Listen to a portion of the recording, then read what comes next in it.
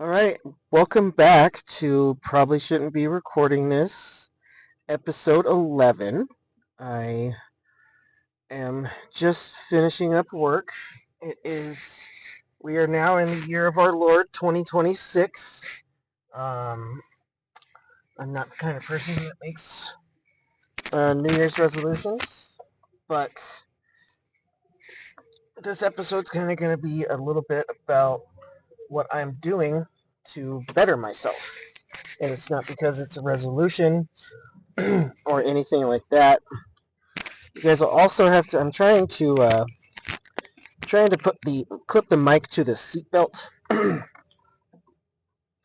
It is unseasonably warm in Colorado right now, so normally I clip my microphone onto my hoodie, but since it is 60 degrees on January 2nd in Colorado, I don't have a need for a hoodie. I run hot, so I usually I only wear a hoodie. I don't really have any big jackets. I have some nice pea coats if I'm dressing fancy and I want a fancy jacket to go over it, but I I'm only a hoodie wearer. But anyway, I also want to apologize. My whole house is sick again. The sickness is going around this year big time.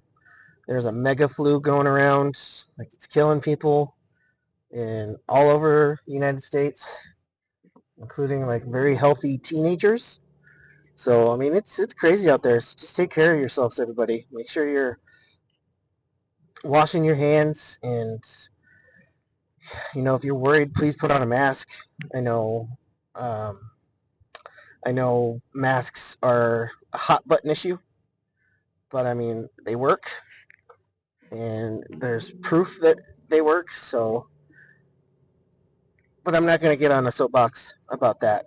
Um, Anywho, so firstly, I want to start this podcast and talk about my beloved Huskers. They had a bowl game on New Year's Eve, which luckily or unluckily I was able to watch because I have Wednesdays off, and they played Utah, number 15 Utah, and I predicted them to lose. I said it was going to be a closer game. I was wrong. They lost 44-22. Came out hot, jumped out to a 14-7 lead. Offense was humming, defense was doing just enough, and it all went to shit. And they couldn't stop. They gave up over 500 yards of offense. It wasn't pretty, you know? So that happens. And I looked around on social media and like some of the sports sites that I follow, sports websites that I follow. Uh, Nobody was picking Nebraska to win. I think there was one guy that did. Nobody was picking Nebraska to win. Nobody expected them to win. So they go out and they lose, and it doesn't look good.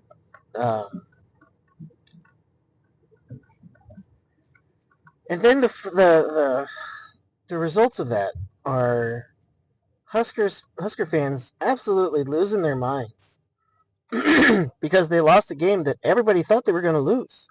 If you're like a fan that has a brain and doesn't always pick their team to win,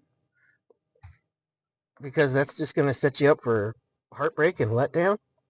You have to be smart.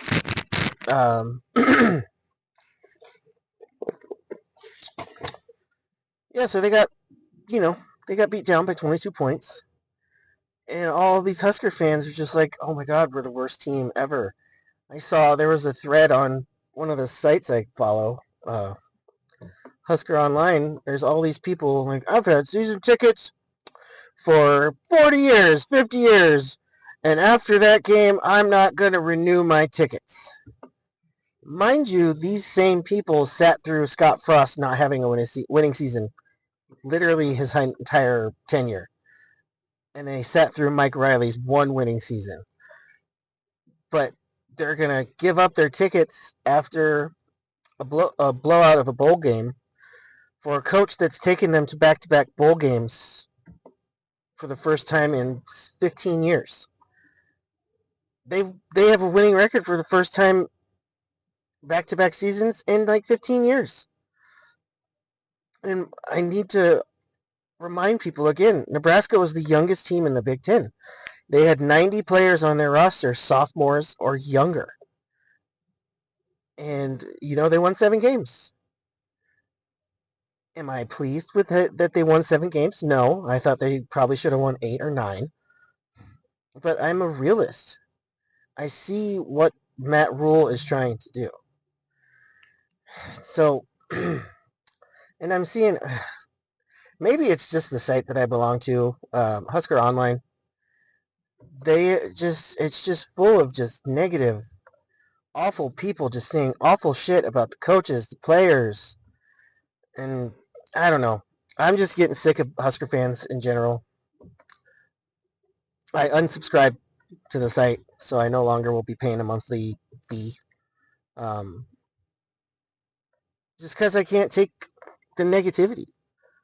I mean, I understand negativity is part of it, but when it's all you do, why are you even a fan? Why are you doing that to yourself? It's masochism at its finest.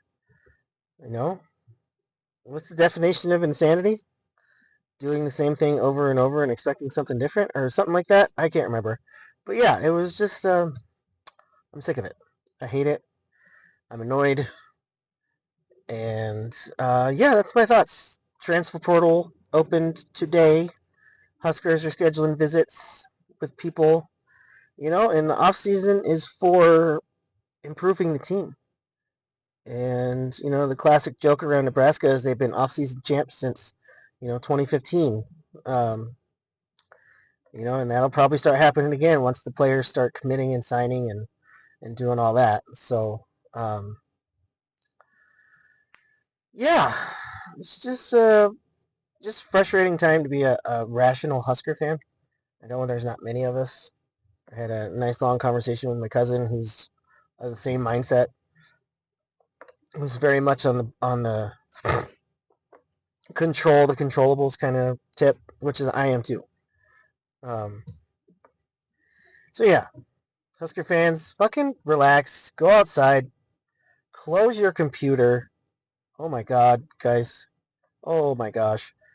So there's a 4-way stop, these lights are out, and then there's 2 cars that are in the train tracks while the arms of the train are coming down. Like, holy shit, that was scary. People are crazy, you guys. What the fuck?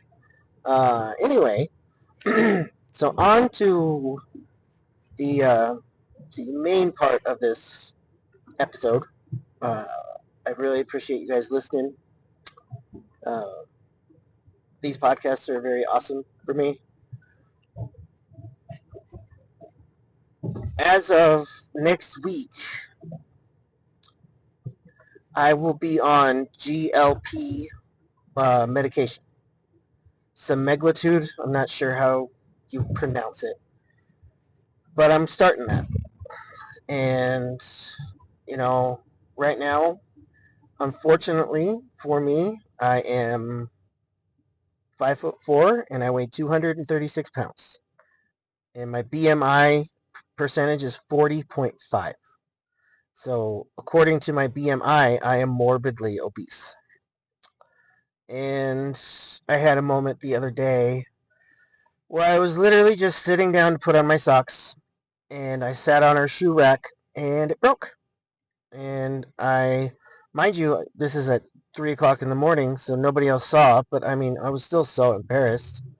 You ever sit on something and it breaks as a heavier person? It's humiliating. So yeah, that was kind of my, kind of a wake-up call. I mean, I knew I was getting heavier. I'm the heaviest I've ever been.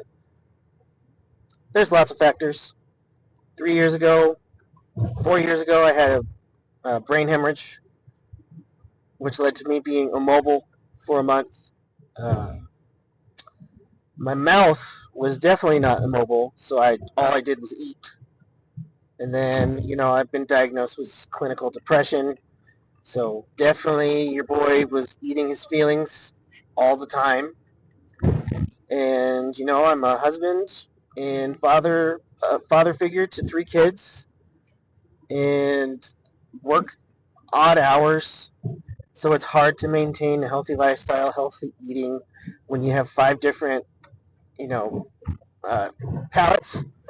So I think my wife and I would love to just eat healthy all the time, but that's not really what the kids want, and we're not going to be those parents that, you know, well, we're just going to make this, and if you don't like it, then you don't eat. Like that doesn't seem like a good way to be a parent, in my opinion. So, so yeah, and then lots of stuff. Um, so I signed up for this program, and next week I will have my medication. I will start my process. I'm hoping to get down to 165. That's my goal weight. So I can't do quick math, but I think that's about 70 pounds. Yeah, 70 pounds. And it's just overall, I mean, I want to be around. I have sleep apnea. I have elevated blood pressure. I have hypertension. I'm pre-diabetic. There's all of these factors that I know could get fixed, not fixed, but helped if I was, 70 pounds lighter. So that was my main line of thinking. Like, I have all of these things going on with me, and there's one thing that could fix it.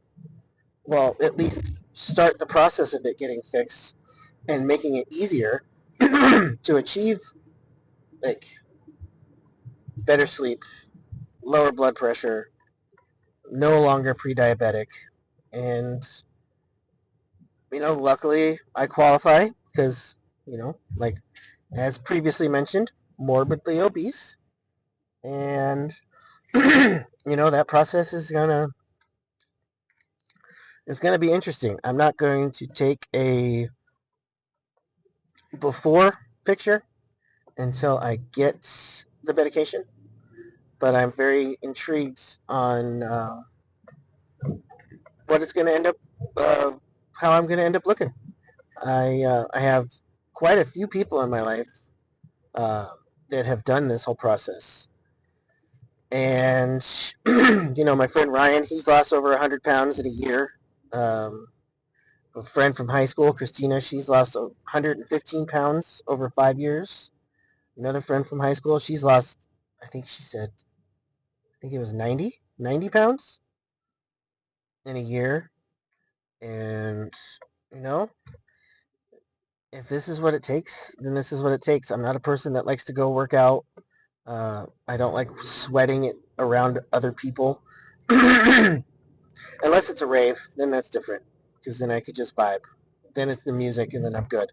Um, and I want to be around for my family. I want to be. I want to live a longer life. And if I kept up with what I was doing, I maybe give myself 10 years, and then I wouldn't exist. I think something would happen. And I'm not going to let that happen. Jesus. Being sick with throat stuff when you record podcasts as a side hustle slash like hobby, it really affects your instrument, man. So I'm struggling here. I apologize for all my clearing of my throat. Um, so yeah, that's the big, the big health update. I'm very excited about that. Um, Another thing that I did for myself is I don't know if I've mentioned on this podcast before, but I am deaf in my right ear. I have about 10% hearing. And in my left ear, I am about 20% hearing loss. So, and I, did a bunch of research, and I found that there is actually a over-the-counter hearing aid that was getting really good reviews, and it seemed to be a legit thing. I have fallen for the trap of stuff getting marketed as over the counter hearing aids for like $80, $100, when all they really were was hearing amplifiers. So it really wasn't. Uh, all it did was just make things louder. Uh, like everything, couldn't cancel out the background noise. Uh, like I could hear it a little bit better, but it wasn't anything that I was like, okay, I need to continue wearing these because it wasn't what I needed. So yeah, those should be arriving hopefully tomorrow. That'd be awesome. But they're taking a little bit to ship, so that is a little annoying. This microphone keeps riding up. Um, so I apologize about the sound quality, guys. Eventually, I'll get a good mic. It's just, I'm taking care of some stuff first. um, but yeah, this one has like settings. You can control it from the case. They have Bluetooth capability. There's just, there's lots of bells and whistles. And I'm paying a good price for it. It's about $400. But when you consider the price of hearing aids, when you go through your insurance, it's like $2,000 an ear. So I'm literally giving it a shot for 10% of the price. So, I'm hopeful that this is going to help. I would love to be able to listen to conversations, and like, I'm not that good at reading lips. So when conversations are happening and there's something going on in the background, I'm basically screwed. I can't hear it. And then I have to be that asshole that has to keep saying, I'm sorry, what? What did you say? I'm sorry, can you say that again? And I hate that. And then I hope once these hearing aids come that I'll actually be able to know how loud to talk. Because I don't know if many people are aware, when you have a hearing loss, you don't know how loud you're talking. So I tend to mumble a lot, but in my head I sound perfectly loud enough. But when it ends up, I'm just like murmur, murmur, murmur, and then people are like, "What'd you say?" And then I get annoyed because I think I'm speaking loud enough, but I realize I know that I'm not. And it's just been frustrating. It's been this way since I was 17. Um, too many goddamn ear infections as a kid. Then I had a skid tumor in the one ear, which made a lot of sense. Skin tumor gets removed. 3 days later, I have a brain hemorrhage. So, all chances of me being able to hear out of that ear were gone. So I'm really, I'm putting my trust in this over-the-counter hearing aid, and I did my research to make sure that it actually is a hearing aid, not a hearing amplifier. So, I will have some updates for you guys. Hopefully, by the time I release my next episode. Um, yeah. So I'm like I said earlier, I'm not really one for New Year's resolutions. I think they're kind of hokey. Um, like in my mind, you shouldn't need like something to set a goal for yourself. You should probably always set goals for yourself. I think the smartest thing to do would be to set goals that are realistic, but also set some pie in the sky goals. Because that way, like if you reach your realistic goals, then the only thing left are those grand scheme kind of goals that we all have. You know, for a long time, one of my goals was to win the lotto. You know how you win the lotto? You have to actually play. So I took it into my own hands with my weight, my hearing, and I've heard some of the other uh, they're not side effects, but I've heard that these GLP shots can assist with like people that smoke, people, you know, and it's gonna be interesting because I would love to not vape anymore. Um, but I mean, my main thing is like as a man, I need to be able to be around for my family. And what another big one is I would really love to only have one chin again.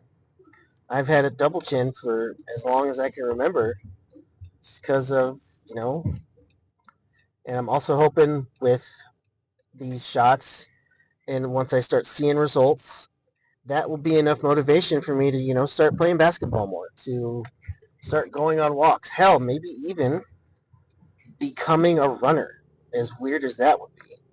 Um, but yeah, that's my life updates for you guys. I hope everybody had a happy and safe New Year. And if you did make New Year's resolutions, that's totally fine. That's your thing. It's just not me. Um, I did it all the time when I was younger, but now I just realize if you want to do something, don't wait for a certain deadline to start a goal. We should always try to be improving ourselves, and yeah, don't wait. Don't be like, okay, now it's the new year. Now let's do this. We should always be focusing on trying to make ourselves better. And that is the tiny little soapbox that I will get on. Um, it's going to be a little bit of a shorter episode today. I um, I have to go to I have to go to a whole different city, a whole different county to get my vape juice because all of the flavor ban that took place in Denver started yesterday, and I noticed when I was getting my big gulp at 7-Eleven that there's no flavored tobacco products anymore, not even mint. So now I have to go to a city over, and so I have to go completely out of my way before I go home. But it is what it is. Smokers are gonna find their stuff no matter what. I had a, I was standing behind someone, um, getting my big gulp, and they bought a pack of Marlboro Lights. And it was $14 fucking. And as a former smoker who could not stand anything Marlboro, um, the thought of paying $14 for Marlboro Lights is just insane. My wife she smokes American Spirits. So when I smoked, the last time I smoked, I did smoke American Spirits. And those cigarettes are actually worth the money. Uh, because it's natural tobacco. There's none of that other bullshit, rat poison, whatever the fuck these cigarette companies put in it. And the cigarettes last. Like, you have to be a real power smoker to blow through a cigarette, a American Spirit cigarette on like a smoke break. You got to have some power lungs. And yeah, I don't know where I'm necessarily going with that. I'm just it's been a long week. Tired. The weekend's coming up. Bowl games are happening still, and I'll be eyes fixated on the transfer portal and who Nebraska's bringing in, who ends up committing and signing. So it's going to be a crazy 2 weeks for that transfer portal. The transfer portal opened at midnight this morning, 10 p.m. Eastern time. No, that's 10 p.m. here, but it was, midnight in the East Coast. And I saw a graphic that said over 1,200 some odd players have already entered into the transfer portal. It's just wild. That's what college football is now, and I know most people don't like it. I don't necessarily think it's a good thing, but it's not a bad thing either because it has leveled the playing field. Because if you look in the college football playoff semifinals, you're getting 3 first-time teams in there, which is awesome. Because I think it was all about leveling the playing field. So your Alabamas, your Georgias, they're not winning every year. They were both in the playoffs, but they got booted. So we'll see. We'll see how it all ends up. I'm picking Indiana. Excuse me. I'm picking Indiana to win it all. As much as I despise their coach for being a cocky prick, he's a damn good coach. So I think they're going to win it all. And yeah, so thank you guys so much for listening. I really, really, really do appreciate it. Happy New Year. May you all have a wonderful and prosperous 2026. This has been this has been Josh Love on the podcast. Probably shouldn't be recording this. Wherever you go with love. I love you guys. Bye-bye.